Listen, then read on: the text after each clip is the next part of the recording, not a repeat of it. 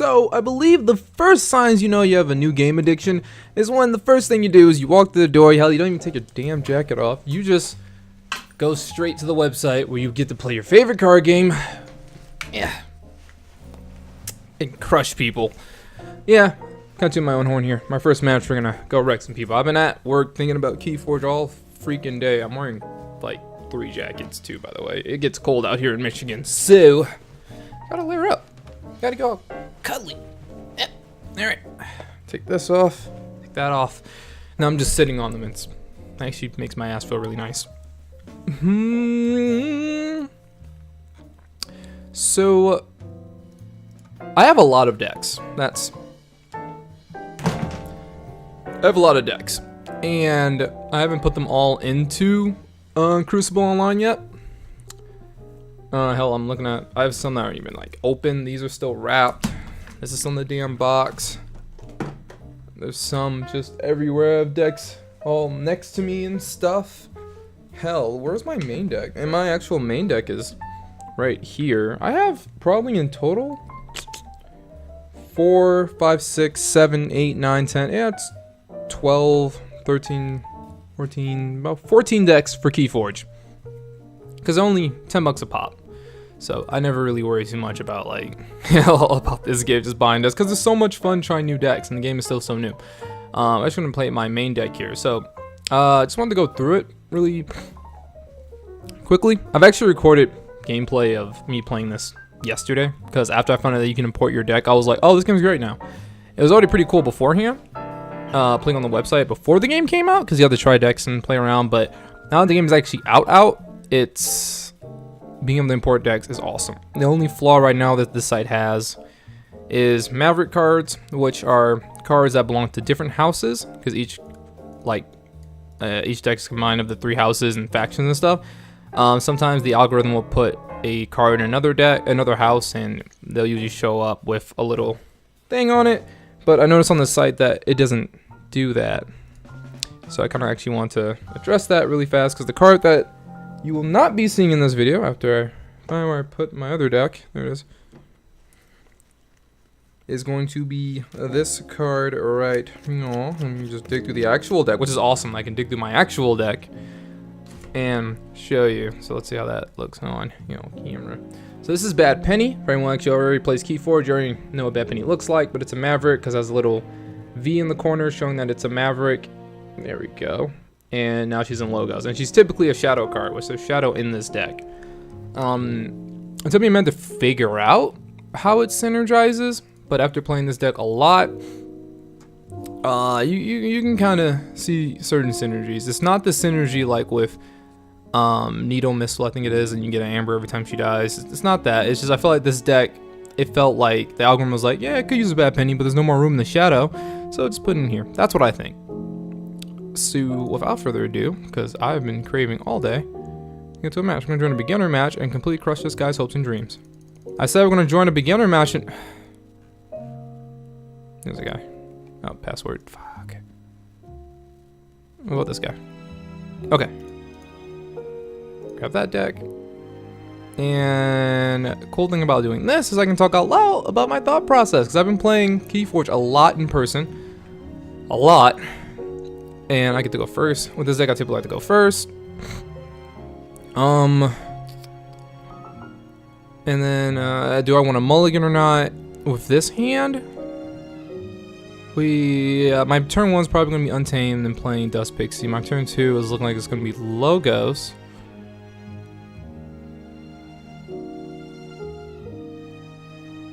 Yeah, I'll keep it.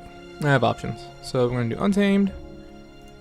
And we're going to play Dust Pixie. Now, why turn 1 Dust Pixie on this one? I'm choosing to do that because with this deck, I've learned that it just generates Amber really fast. And you just want to be kind of really aggressive and make sure you're making Amber progressive moves in every turn if you're not threatened. I look at Keyforge a lot like chess.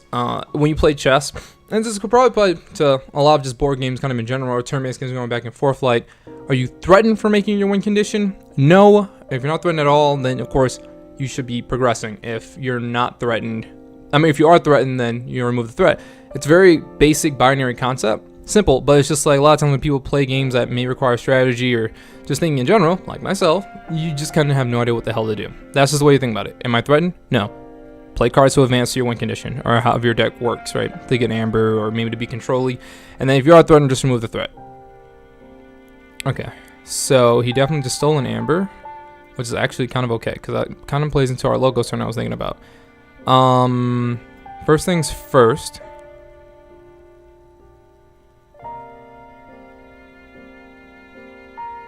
We're going to play lab work, gain an amber.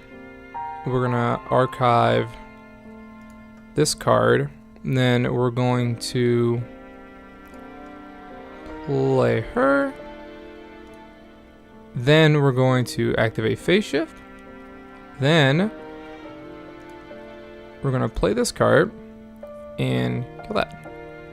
And gain amber.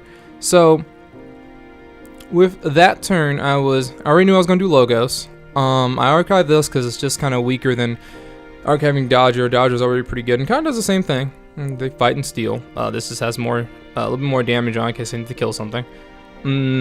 I was like okay with the amber thing because it's perfectly fine if he steals one, because I'm gonna steal that back with the nerve blast. And I also got to take a body off board too, and still be progressive with my plays. I gained amber during that. I gained 2. By the end of it all, which one of them was actually already mine. I just stole it back. Alright, so in that turn he played 3. He played a miasma, so I can't forge keys. It's totally okay to always just be playing cards, even if it's just for amber. If you see, like, let's say if you have a miasma and it's really early, it's going to be taking up space in your hand. You might as well just play it and get the amber for it. And don't worry about, like, right now, I could totally do that. But I have Time Traveler, so like I said, with this deck, I'm typically looking for what's the most progressive play to do. If I do logos, I'm generating at least 3 amber, and it could be plus because of Time Traveler and what Time Traveler does. Well, I draw 2 cards, and I could possibly get 2 logos cards. That could help me generate some more amber. If I do shadow, that's a guaranteed 2, but that's it. I'll only be getting the 2, but I'll also be clearing the board too. These things don't really threaten me as much as probably that does, just because it steals and it's going to stop me from generating all the amber I want to do. So we could theoretically just do that instead of the logos turn, which is a guaranteed 3, probably even a little bit more depending. So we don't want him to be able to stop what we're trying to do here. Sacrifice, deal 3 damage to flank creatures. This damage shows that creature Bridget. That's dangerous on this front, and that will be the only card that we'll be putting out. So we're gonna do shadow. We'll play let's say, do you wish to take cards like archive? Yes. Now's the perfect time playing because we're doing shadow. We'll put him on the flank, maybe. I don't know how we're gonna decide that. We'll do that in a second here. Hold on. So we're gonna play our miasma. Gain amber from that. We're going to this card, sacrifice our dust pixie, kill both of these. Good clear board.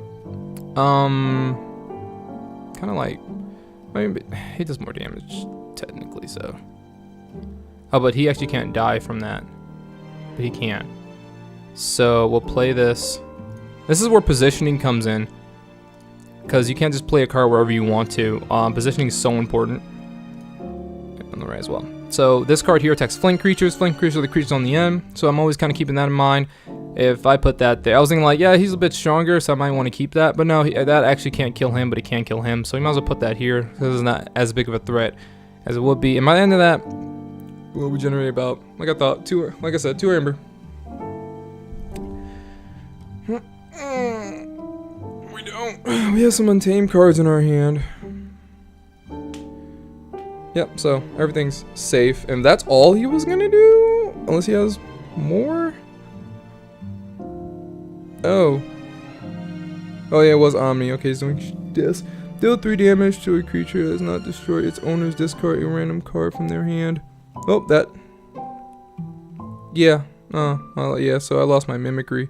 Mimicry is a card I could basically use to kind of go in here and just copy one of his cards. Really good card, but we'll see it again. With this deck, I'm typically never worried about discarding or losing cards because I have Time Traveler, Help from Future Self.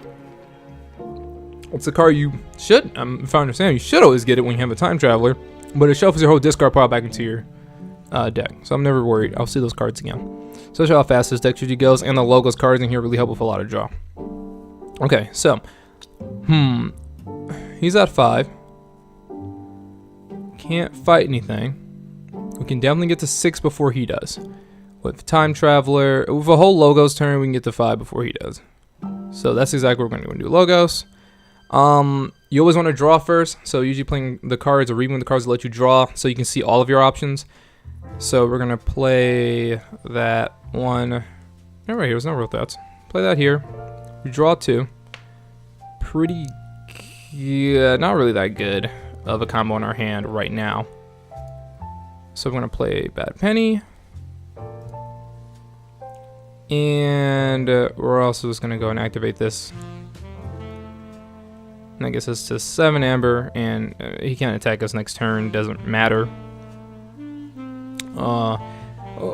Like I said, I also want to kind of get my hand size down every turn that I can. Oh, there it is. Help from yourself. I like getting my hand size down just to draw more. It's important to me.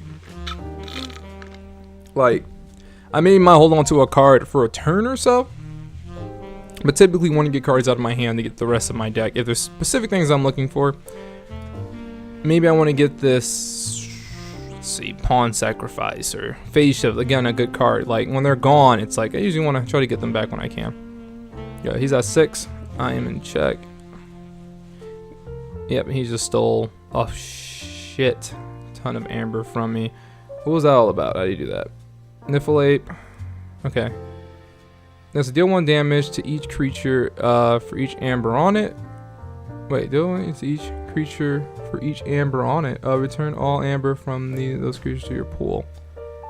Yeah, maybe this kind of. If you use 3 more creatures, steal 2. And then he just totally dumped me down? I don't get how this card works. Alright. Deal 1 damage to each creature for each amber on it. Did I somehow get... Yeah.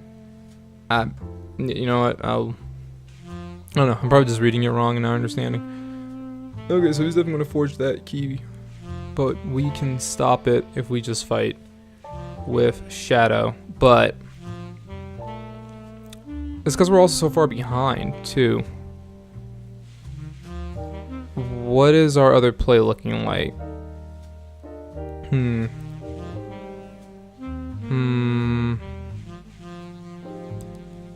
At most,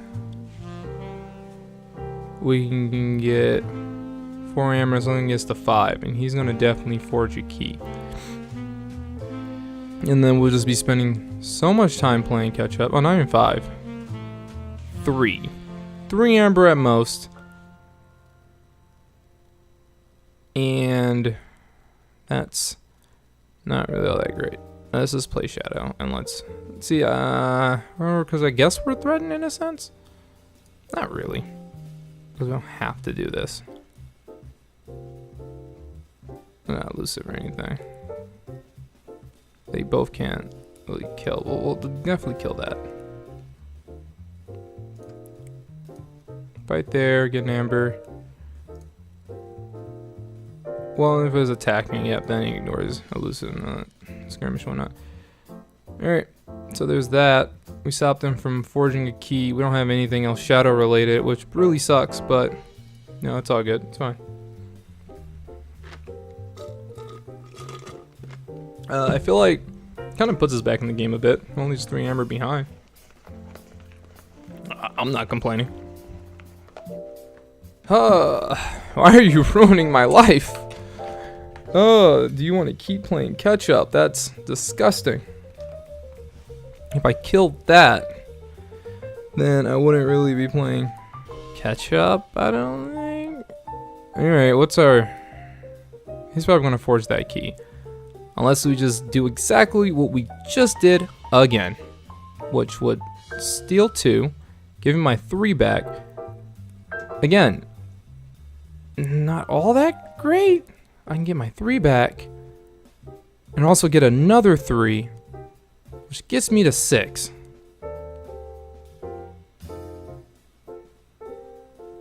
I'm almost thinking like, yeah, that's not too bad. He's gonna die. I'll get 4 for that whole transaction. No, wait, he's not gonna be alive for that. I still want that to die though. I can get 3 iron out of that one, and I can still fight and steal 1 too. So that's 4 amber, and he doesn't steal. He's still gonna forge a key though. Okay, we're gonna go Untamed because that just seems definitely more like the move to make, which is gonna send that to the graveyard because none of these are scientists. If I do it that way, but I have that to get him out of my graveyard. So, or I could just send him back to my deck, and then that just doesn't kill anything. It doesn't. It really does not matter. It does not. But I get to shuffle my deck, so I guess that's pretty cool too. All right, we get 2 amber from this. So play this action. Heal. Awesome. Then we're gonna go ahead and play this action, and we're gonna send Time Traveler and Umbra. I just want to say yes to the Umbra because I don't want to do 2 of the same house like send Bad Penny back. Umbra it is, and we'll send this. Yep. Send this back. Get my 3 amber. That's a pretty big creature. Okay, completely fine. I'm okay with this. Then we're gonna play Curiosity, get the amber from that, and play this guy on the right, and use this to finish off that guy. Do I have to deal 1 damage to? Does that damage go to everyone? Oh. Damn. Shit, I did not know that. Now I have a new ruling on that. I mean, now I have a new understanding on that. A friendly creature in play, you may divide this damage among... Oh, did not know that. Yep. Did not know that that's how that worked. I learned something today. Who knew? No, there goes. Freaking antiviruses thinking I care about my own safety and protection. They could not be more wrong. Okay. Cleared my board. I should have forged key. Alright. We've got forged keys. We just need 1 more. Like I said, this deck's really aggressive. It pushes pretty fast.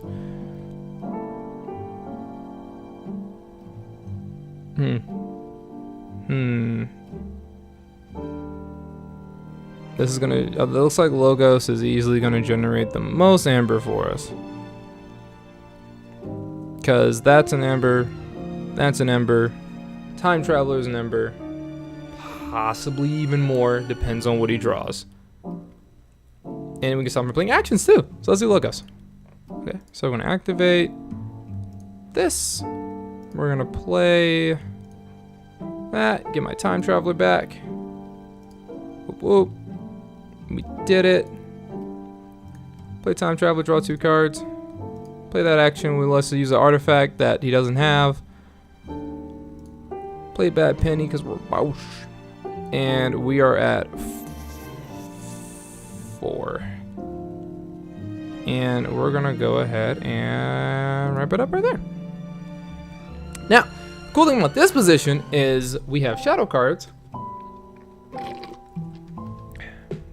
You know, I just realized from earlier when my Ember disappeared that I forged a key, like all the way earlier. I thought he stole a lot of it. That would explain that. I mean, because like on the side there's no clear indication, and I wasn't keeping track of my Ember like that. So I was just kind of tripping, but I realized from my mistakes. I'm learning from my mistakes. Because I'm so used to, you know, doing it yourself, counting it, and all this other stuff. Doing it automated is really cool too, though. Okay, so definitely. No, that's gonna keep happening. That has to die. That is a threat. That is a threat.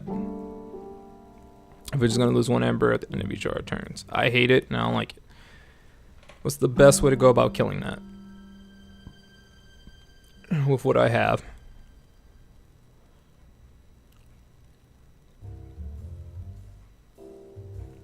A lot of thievery if we do that. We could trade into that. Reap a bad penny. That only gives us more amber. We could play really big cards that can just kill it later. Like fucking Asp. And then just kill it. But he might definitely be trying to stop us from doing that. But we can play a bunch of creatures. And then just fuck up his life. But we'll be at 1, 3. We'll have 3 amber. 4 amber. Which will put us at 7. And then -1 will still be 6. And then he'll just have to come here and steal, which will stop us from forging. But we could probably just forge on the next turn. So we're going to do shadows. Play miasma. Play the Asp. Play, actually. No, that's fine. We'll play him here too. Play Magda here. Alright, and then we'll play him at the end. It gives us up to 7.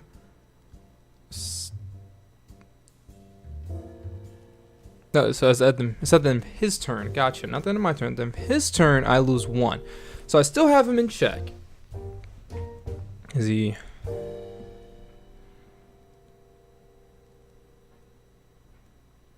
Did he play House of Gateway to Dis? He did play Gateway to Dis. He was like, "Oh, fuck this." Okay, that's fine. I was like, my whole board disappeared. They really should like play these, I think, on the screen so you know what the fuck just happened. But he has 3 chains now. So I'm not really tripping. I also lost a card too. Yeah, I don't know. I did. Yeah, whatever. You got 2 amber back. Okay, he reaped. Gateway to Dis. Bad pin came back to my hand. That was right. I gave back his stuff. He stole 2. Oh yeah, mine, bro. Okay, your opponent discards it. Yeah, okay. Just want to make sure I have a full understanding of that.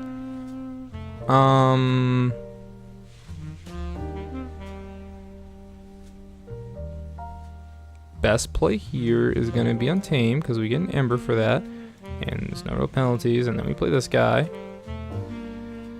And then we end our turn. And turn, buddy. And then we have... Oh, did I lose? Oh, no.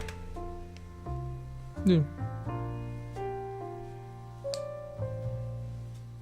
And I won. There we go.